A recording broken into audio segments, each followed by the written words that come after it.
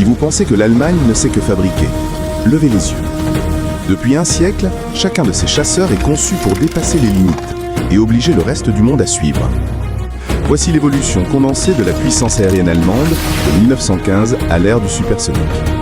En 1915, le Fokker E1 impose la synchronisation du tir, un avantage tactique immédiat. L'Albatros DVA suit, optimisé pour la stabilité et l'efficacité. En 1917, le Fokker DR1 du Baron Rouge domine les duels aériens. Puis le Fokker D7 clôt la guerre si efficacement que les Alliés exigent son confiscation totale.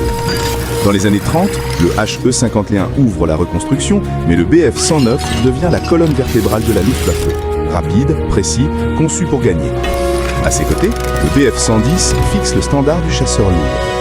En 1941, le FW-190 arrive, robuste, puissant, efficace à toute altitude. Puis viennent les plateformes spécialisées ME-410, HE-219, dédiées à l'interception et aux frappes rapides. Ensuite, rupture technologique. Le ME-262, premier chasseur à réaction du monde, redéfinit la vitesse et force les doctrines à changer. Le ME-163 Comet pousse encore plus loin le concept d'attaque éclair.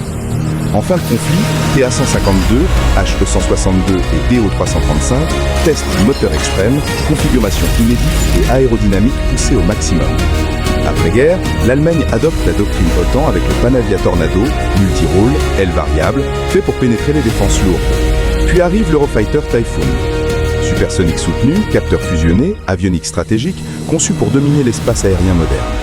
Du Fokker au Typhoon, cette évolution n'est pas celle d'un simple avion.